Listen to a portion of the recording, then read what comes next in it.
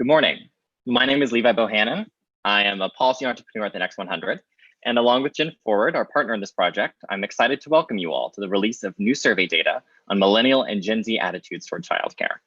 Before I begin, a quick bit about programming. At the end of the event, timing permitting, we'll have an audience Q&A. Please feel free to type your questions into the Q&A box on Zoom. These results find us at a difficult time. As many of you know, childcare programs and providers across the nation are in a state of crisis. Recent COVID-related strains have compounded decades of public underinvestment, and many programs and providers are at risk of permanent closure. According to a new survey from the National Association for the Education of Young Children, over 40% of all programs said that they would not survive a closure of more than 2 weeks without significant public investment and support. 50% of minority-owned childcare programs are certain that they will have to close if they do not receive the help that they need. If childcare programs are forced to close, many parents will be forced to make an impossible choice between caring for their families or going back to work. Businesses won't be able to stay open, educators won't be able to find employment. Without safe, high-quality opportunities for childcare for families, efforts to reopen the economy will stall, and there will be no solution for the thousands of families that are trying their hardest to stay on their feet in the midst of this crisis. The data that we're sharing today tell an urgent story.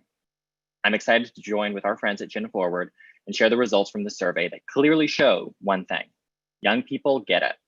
Amidst economic strains, mountains of student loans, soaring housing costs, millennials and Gen Zers understand that affordable, high-quality childcare is a priority. We will begin with an introduction of the survey data and results from Dr. Kathy Cohen, the founder of GenForward, and then hear from US Representative Catherine Clark from Massachusetts, who has been a staunch and unwavering advocate for childcare in Congress. We will then be joined by Diana Limangi, who will moderate a discussion between Dr. Cohen and I on what those findings mean. At this time, I'd like to welcome Dr. Kathy Cohen, the founder of GenForward, to share a little bit about the results. Dr. Cohen is principal investigator and founder of GenForward, the David and Mary Winton Green Professor of Political Science and former chair of the Department of Political Science at the University of Chicago. She has served as the Deputy Provost for Graduate Education and is the director of the Center for the Study of Race, Politics, and Culture. Dr. Cohen, thank you so much for joining us this morning, and the floor is yours. Thank you, Levi. I'm going to share my screen in one moment, but I just want to say thank you to Levi again for the introduction. I also want to take a moment to thank the incredible folks at Next 100 for being such great partners. It has been a delight to work with everyone, in particular, Levi and Emma. I have about, I think, 7 minutes to drive home one overriding point, I think, that will be made evident through our data, and that is access to high quality childcare is an issue that young people are thinking about. It's an issue that young people that they care about. And it's an issue that influences if and when they decide to have children. So I would say that any politician interested in molding a policy agenda that will excite and speak to the lived condition of young people, in particular young adults, should be talking about childcare every chance they get. So, okay, let's go to the data, and then that means sharing my screen. Voila, it all worked so far. Okay, let me say a little bit about GenForward. I'm gonna just move, I'll reduce this. It's just so folks know, it's a bi-monthly survey of 18 to 36-year-olds, what we call millennials and Gen Zers. It's a nationally representative sample of over 3,000 respondents. That's important because as we talk about this data, we want to be able to say this really does kind of represent young people or young adults throughout the country. We oversample on race and ethnicity. That means that we have oversamples of African Americans, Latinx, Asian American young adults, and that allows us to disaggregate by race. What do I mean? It allows us to say something about African Americans in comparison to Latinx young adults. We wanted to kind of lean into the kind of diversity of millennials and Gen Zers and pay attention actually to those differences. And you'll see that in a moment as I go through the data. We like to say that we're in the business of producing real facts about young adults and their preferences and political behaviors, not narratives about what we think they should be doing. And centrally, and maybe most important to us, we want to add the voices, amplify the voices of young adults to our political discussions and policymaking. Okay, so let's talk about the importance of childcare. We asked this kind of very acceptable, uh, maybe it's not a flashy question, but is access to affordable, high quality childcare important to you? And what we find is that overwhelming, as I go through the data, young people and young adults are saying yes to that question. For those who have children, and maybe this isn't surprising, 64% say it's very important to them. But even when we look at individuals who don't have children or don't have children yet, majorities say it's either very or somewhat important to them, almost 76%. The reason I want to point to the slide just for a minute is that often I think we talk about the childcare issue as something that only concerns individuals who have children. I like to think we're all kind of children adjacent, meaning we have nieces and nephews, we have people in our lives who have children, and individuals and young adults are always at a point of considering whether they will have children. So this is an issue that in fact speaks to lots of young people. If we continue and we look across income, again, you see that majorities, significant majorities and pluralities in terms of majorities also say that the issue of access to affordable, high quality childcare is important, or at least somewhat important, but really for most people, the majority say very important. When we look across this kind of very strict gender binary between male and female, maybe not surprisingly, but young women, cis and trans, are more likely to say, in fact, that having access to high quality childcare is very important to them. But again, majorities of both men and women. Again, we see the same pattern when we're looking at race and ethnicity, right? Majorities and pluralities say it's a very important issue to them. And even across party ID, we see majorities of, for example, young Republicans, 79% saying it's somewhat or a very important issue to them. So again, if we're thinking about a policy agenda that will kind of excite and speak to the lived condition of young people, we have to include childcare. Now, we also ask, and I'll go very quickly, about barriers to professional goals. Does the lack of access to high quality childcare, has it been a barrier to achieving your professional goals? And again, when we look at individuals who have children, both younger children under 3 and those with children over 3, majorities again say yes, that lack of access to high quality childcare has been a barrier to their professional goals. Again, we're going to see this pattern as we move through. When we look at this gender binary, men and women, and especially women, say, in fact, it's been a barrier to their professional goals. Across income, again, majorities say that yes, it has been a barrier to their professional goals.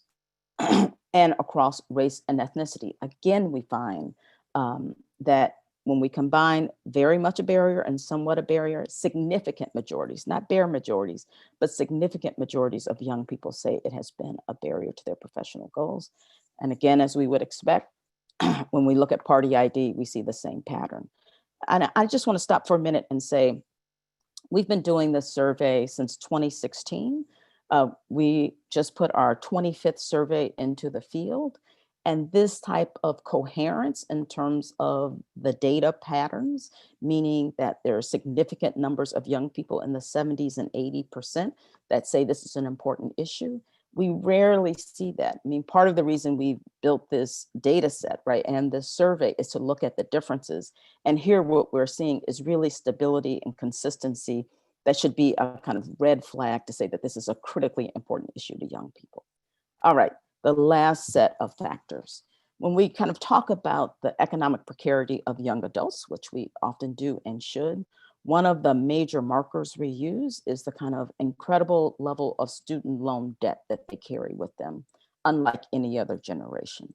So we ask a number of questions about issues that would influence whether to have children, but we ask about the cost of childcare, and we also ask about kind of student loans. Does your student loan debt impact your thoughts about whether to have children or not? And we wanted to make this comparison because so often we talk about student loan debt when we're talking about millennials and Gen Zers. And so rarely do we talk about the cost of childcare. So we just wanted to see the comparison. Just very quickly, what you're going to see consistently is that most often, at least when they're thinking about kind of having children, this major marker in life, it is the cost of childcare that people are thinking about more so than, for example, their student loans when making that decision. And we can see this for children under 3 or children over 3. Again, across the gender binary that we have here, more often for women, but also for men, they're thinking about the cost of childcare. Across income, we see that the cost of childcare is weighing more heavily when thinking about whether to start a family, whether to have children. Across race and ethnicity, we see the same pattern. And even across party ID, right? Again, the bottom line for us is that there is incredible stability and consistency to say that the cost of childcare and having high quality, affordable childcare is a critical issue going into this next election and beyond, right? When we think about millennials and Gen Zers, we have to be thinking about the issues that in fact would provide them with the opportunities that previous generations had. And the cost of childcare has to be kind of centered in that policy agenda. All right, I'll turn it back over to Levi. Thank you. Thank you so much, Dr. Cohen. I'm now going to introduce Representative Catherine Clark, who I believe is on the line. Congresswoman Clark is the Vice Chair of the House Democratic Caucus, represents the 5th District of Massachusetts, and has been a leading charge in Congress calling for additional investments in early childhood education and childcare. She has introduced several bills that would significantly increase federal investment in childcare programs across the nation, including the Child Care as Infrastructure Act, which would make critical investments in infrastructure education and workforce development, and the Child Care as Essential Act, which would create $50 billion Child Care Stabilization Fund within the existing Child Care and Development Block Grant Program. Without further ado, Congresswoman Clark, I will turn it over to you.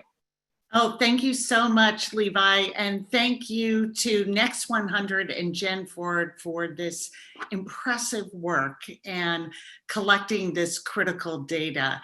And as Dr. Cohen has set forth in the findings, it's what we know, that this is a concern for all Americans, including young Americans. And I hope that these findings are going to accelerate the momentum that we have for increasing funding and reforming our childcare system. The pandemic, like in so many areas of our lives, has exacerbated has made worse. It has been exasperating, but it has also exacerbated so many things in our lives.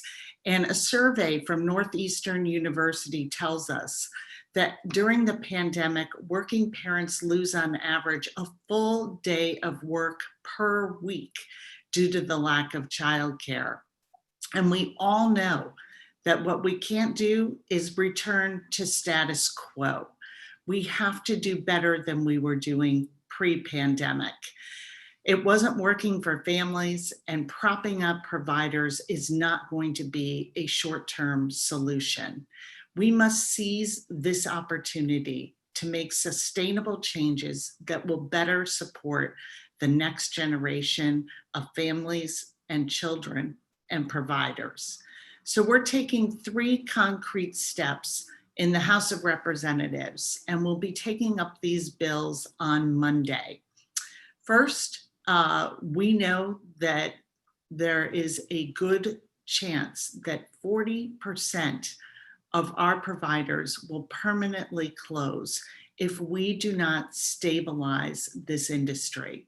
So we are going to be voting on a $50 billion investment to make sure that we can bring some stabilization to the childcare sector. Second, we need to invest in the infrastructure and help providers modify their facilities to bring them up to code to the health standards we need to address the pandemic. I have proposed a $10 billion grant program to help providers with these costs and to modify and improve their facilities. Third, we need to address the affordability issue for parents. And we're doing that through a combination of tax credits and flexible spending. So look for these bills. They will be coming up on Monday, and we need support to make sure that the Senate and this administration will get them into law and get this funding that we need. But we also know that childcare is an issue impacted by gender and racial injustice. The affordability crisis for parents and families existed before the pandemic, but we know it has always had a greater effect, and we're seeing this during this crisis on families of color. In addition to providing the social emotional tools and early education for young children, access to affordable childcare helps women, and especially women of color, enter and stay in the workforce. And then we have a childcare provider workforce that is made up 96% by women. And 40% of those providers are women of color. And we know that the world of early education is made possible right now because society underpays women of color.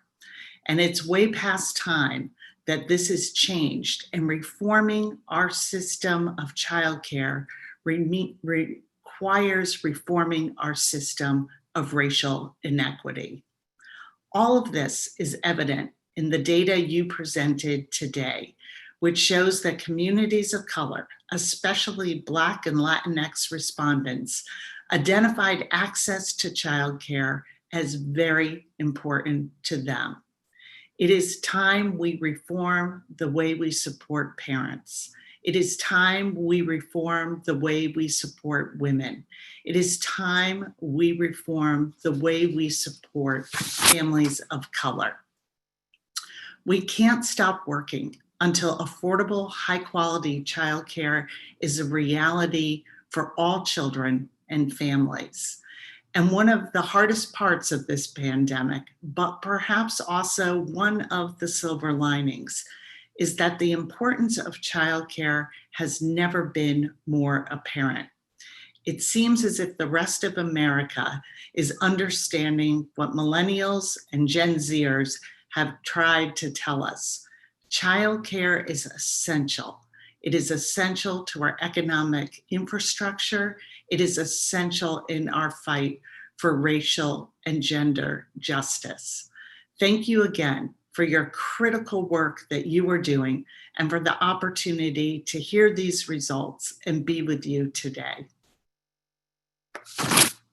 Congresswoman, thank you so much for joining us this morning and for all of the work that you're doing in Congress to support and expand high quality childcare. I know you have to run, but thank you so much for joining us.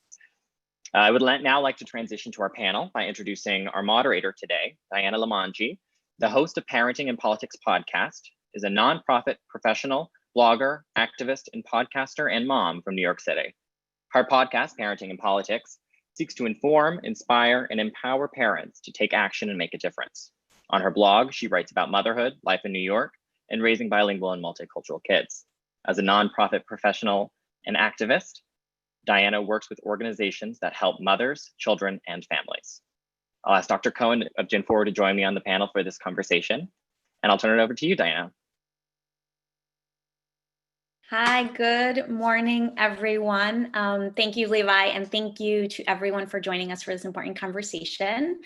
So before we dive into the questions, I want to say that as an older millennial, at 38, I've been told I am an older millennial, I feel absolutely seen by the results of the survey. I am one of the people that factored in the lack of paid leave, the cost of childcare, and my student debt when we were deciding whether to have a second child. And we decided for a long time that it was not possible, that bringing a second child into our home would create a large financial hardship. We were homeowners, so it really didn't make sense.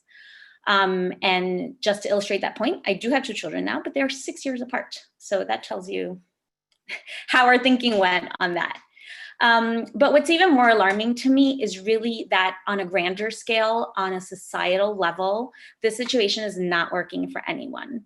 It's certainly not working for couples like my own, college graduates, 2-income households, homeowners who were just finding themselves at a financial strain to kind of have more children.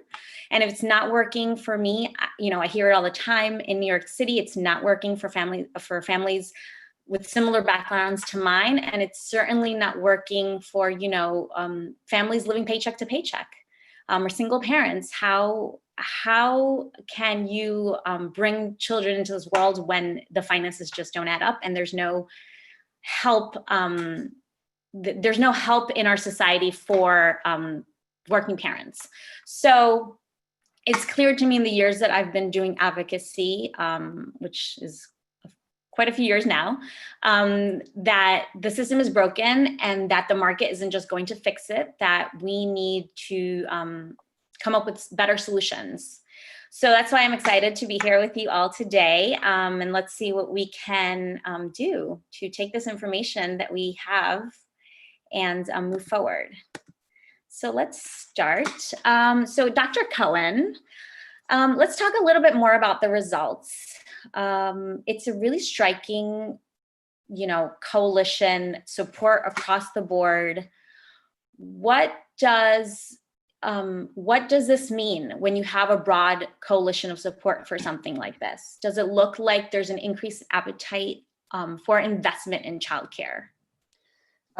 That's a great question, and let's talk a little bit about what we're finding here. As I said during the slide presentation, that we started GenForward because we wanted to lean into the differences that exist among millennials and Gen Zers. These are the most diverse, at least racially and ethnically, generations that we've ever seen in this country, and quite often our data points to those differences, right? What is always striking is when we find issues where there's such agreement, and it's not just agreement in this case across race and ethnicity, it's agreement right across income to some degree, it's agreement across party, which is rare these days, right? And it really, to me, speaks to the centrality of this issue in the lives of young people, right? It is part of your experience as you call yourself an older millennial. And it is going to be part of the experiences of younger Gen Zers as they begin to make that decision about, do I have a kid? Do I have a family? So to me, it speaks to a broad coalition that could be mobilized. And I want to be clear, agreement on one issue doesn't mean agreement on a policy agenda necessarily. So it is a building block. But it also speaks to, and I'll be quick and let Levi jump in, other patterns that we've seen among millennials and Gen Zers, and that is the kind of expectation and demand for an expanded state, right?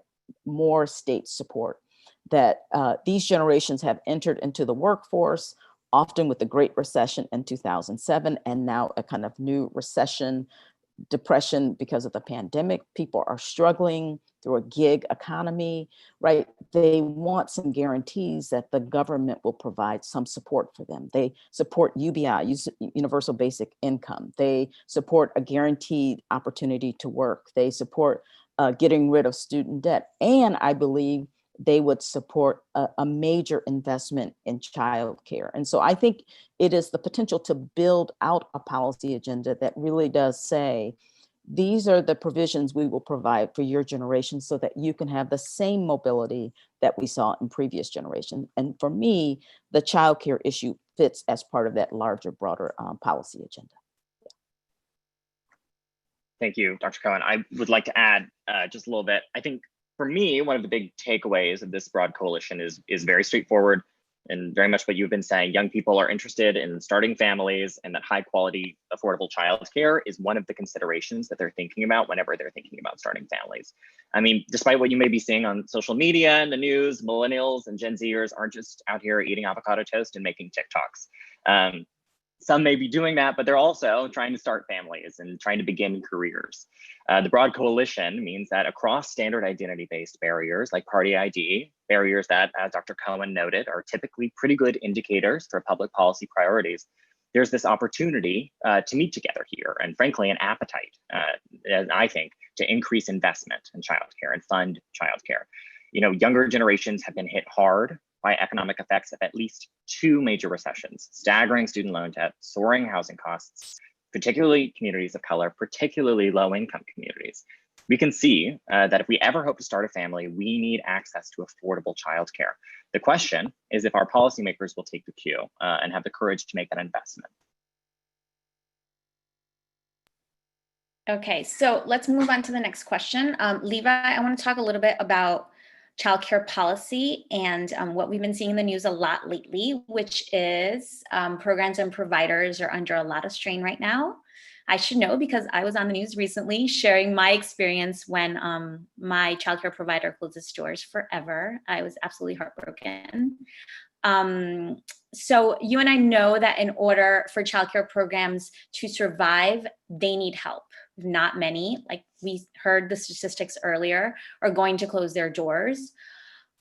What do these results mean for the programs and providers that are trying their hardest to stay alive? Yeah, it means we need to do something and that we can. The lack of public investment in childcare is reducing the ability of young generations to start families and begin careers. There's no secret on why policymakers don't invest in childcare. We, as Representative Clark said earlier, we as a nation undervalue the work of women, particularly women of color. The childcare workforce is made up primarily of women, disproportionately women of color. So consequently, in the absence of public support, childcare programs and providers are left to do what they can to run high quality programs. Many rely on tuition dollars to stay afloat. So instead of what we see in a lot of developed countries where there's this sort of robust level of public investment in early learning, the cost falls on families. And right now, things are particularly dire. Like you said, nearly half of childcare programs and providers are at risk of closure. Programs that have remained open have reduced capacity, reduced income, raised costs. We as a nation can't afford to let this industry die. Childcare must be affordable, high quality, inclusive, accessible, now more than ever. The good news is that there are some plans and proposals that exist in Congress right now. Congresswoman Clark mentioned a few of these. Congress should pass the Child Care as Essential Act, which would put $50 billion in childcare programs in the midst of COVID-19 to enact childcare stabilization funds. That money could supplement public money spent in public learning and significantly increase the number of childcare programs which would be allowed to remain open and serve families to adapt in the midst of COVID. Congress should also pass the Child Care for Working Families Act, which would nearly double the number of children eligible for child care assistance, provide incentives for funding for states to create high quality preschool programs, and ensure the quality of federally funded early education programs. It supports early childhood education workforce by ensuring workers are paid a living wage, and makes the entire system more inclusive for children with disabilities by increasing the funding for the Individuals with Disabilities Act. For providers and programs, as well as policymakers who are going to be voting on some of this stuff soon, these results send a very clear message that young people value childcare, and we need to do something about it. Okay. And I just want to add one thing that is always striking to me. A baby's brain develops the most in those early years. So that's really where we need to be investing. It's such a missed opportunity to kind of start at 5 or maybe 4.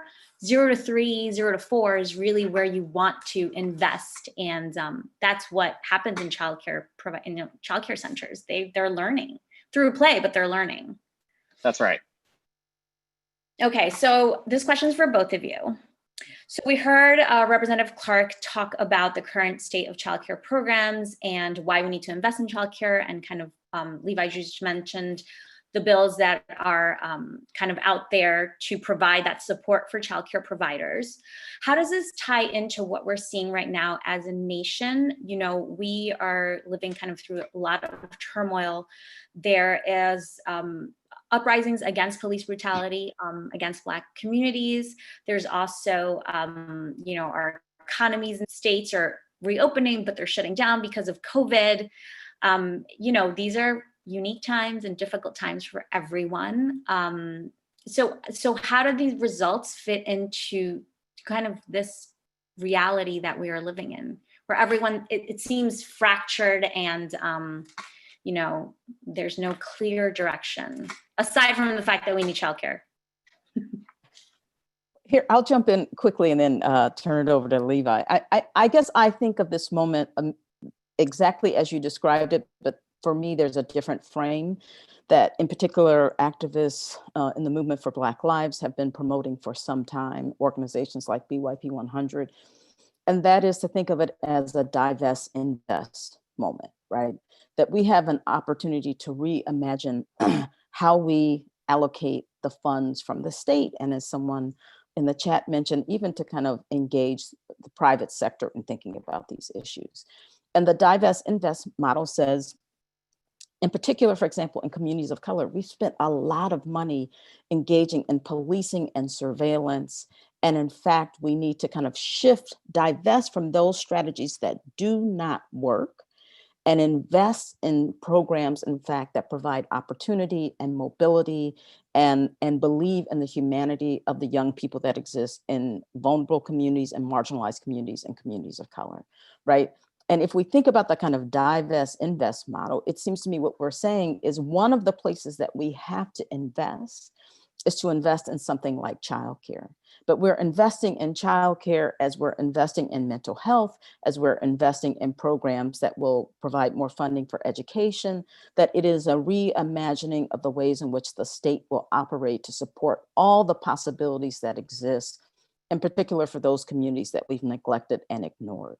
And part of that neglect, I think, as Levi pointed to, is that we don't pay attention, in fact, to the work of women, the care work of women, whether it is as nurses, as essential workers, as childcare providers, and we really don't pay attention to the work of women of color. And so it seems to me that this moment is highlighting the systemic racism that exists in our society. And we could point to, of course, Confederate statues, but we could also point to the systemic racism that makes the incredible hard work of women of color as childcare providers, right, invisible to a larger society. So in many ways, I think this moment, as it kind of seeks to talk about systemic racism and anti-Blackness, can tell us something about why we've ignored kind of the work of women of color, but it also provides us with an opportunity to reimagine and think about what are the investments we want to make going forward. And one of those investments, it seems, has to be in high quality, accessible childcare that not only benefits kids, of course, but would also make the work of women of color and women in this sector visible, compensated, and supported, and central to how we think about what's necessary for a vibrant and thriving society. So I think childcare fits perfectly in terms of what's happening in society right now. How about you, Levi? Yeah, I mean, I agree. I just want to second everything that Dr. Cohen has already said, and said more brilliantly than I could. I mean, for centuries in this country, we have expected women to raise children for little to no compensation. Phrases that I hear in conversations with families and policymakers, like teaching early education is a labor of love. By the way, a labor of love is not a public policy position. That can't serve as a deflection for a deeply problematic system that disenfranchises a significant number of women of color. According to the Center for Study of Childcare Employment at UC Berkeley, 65% of the childcare workforce receives public benefits. 78% of the early childhood education workforce worry about having enough money to pay their families' bills. Teaching in early care and education programs is one of the lowest paid occupations in the United States. And that's not a coincidence. We undervalue the work of women. Like they said, like some folks have said earlier, nearly 40% of the early education workforce is made up of people of color. Institutionalized racism is part of the reason that we have an underfunded childcare system and an underpaid childcare workforce. That's not a coincidence. It is a policy choice that we have made, one that devalues women of color, the work of women of color, who are these childhood educators, one that devalues women across the workforce who are harmed by the lack of access to high quality childcare. It is a choice that we've made, We need to invest in the workforce, pay early educators the salary that they deserve. We need to invest in children and provide them a meaningful opportunity to develop the skills that they are going to need to succeed academically for years to come. We've got to fund childcare. So I just want to add to something you just said right now. When I found out that a lot of early educators are qualify for public assistance because of their low income, that absolutely floored me. And I have been a babysitter like, my college years, and I kind of know the rates, and I understand that there is this market, like it just doesn't make sense, right? If you're paying minimum wage or very low wages to these workers and they qualify for, public assistance, how are they taking care of their own families? Which to me is also something so, kind of mind blowing. We're asking these educators to take care of our children, but we don't worry about how they're taking care of their children, which to me is, a little bit mind blowing.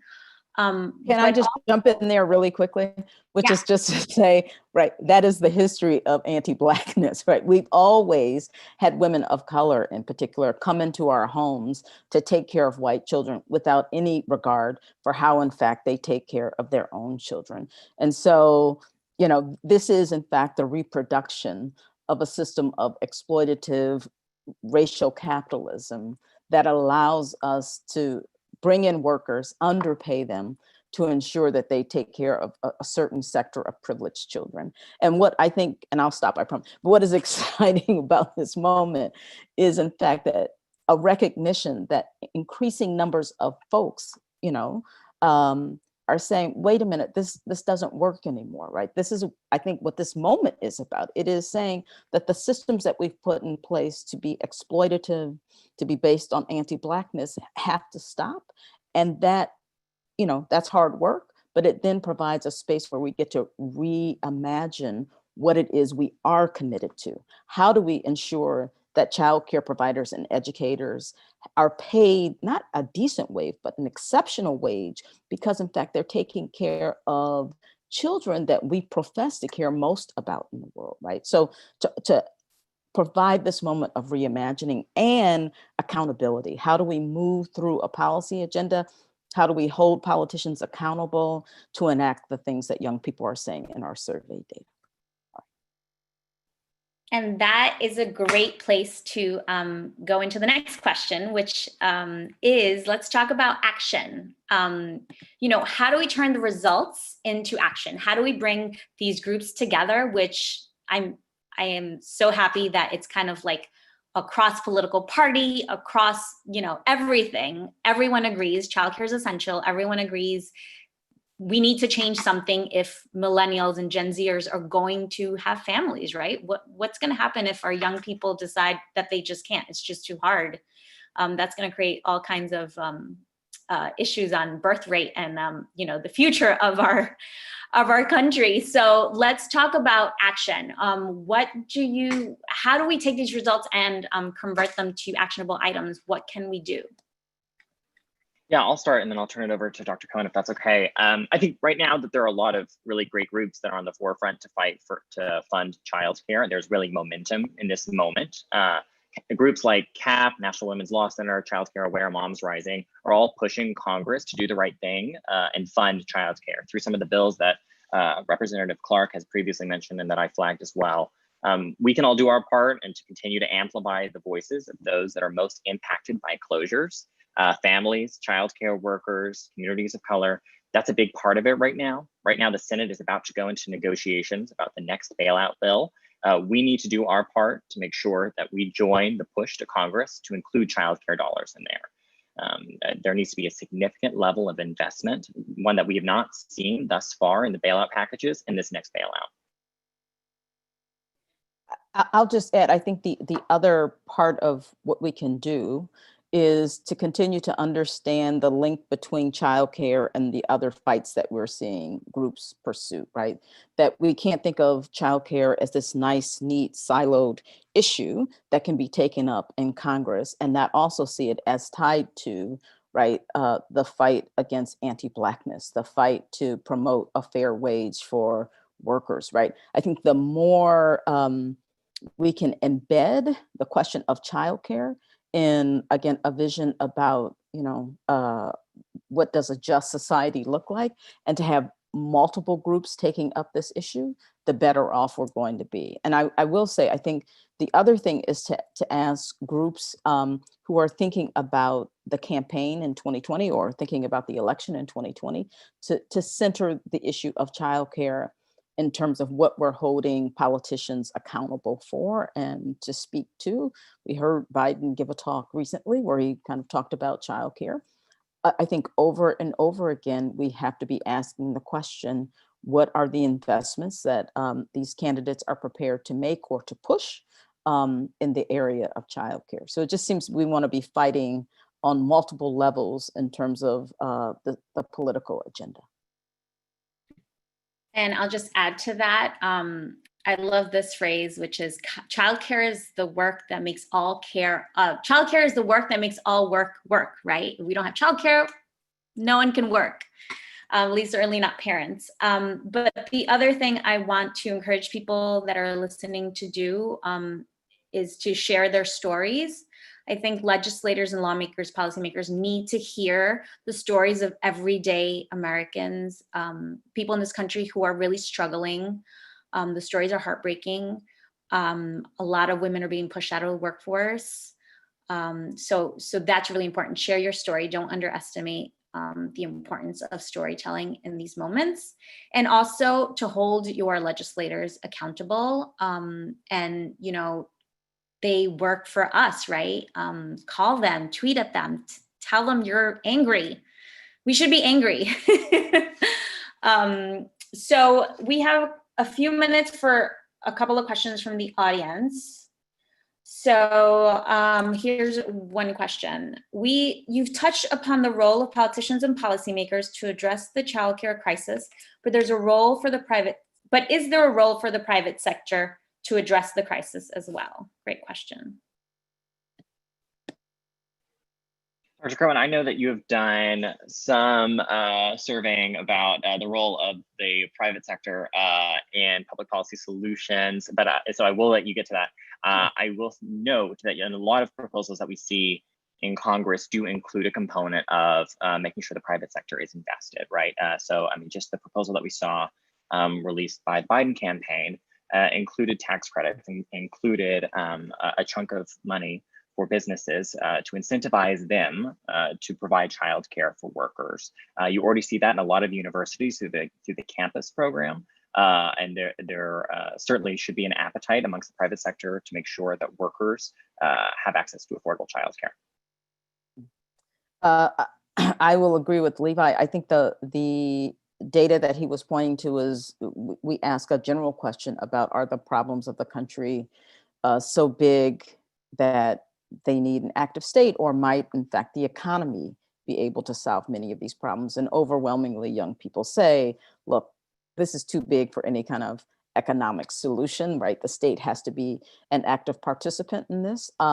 So yes, I think, in fact, the private sector has a role. There's the question of how do we, the regulation of the private sector.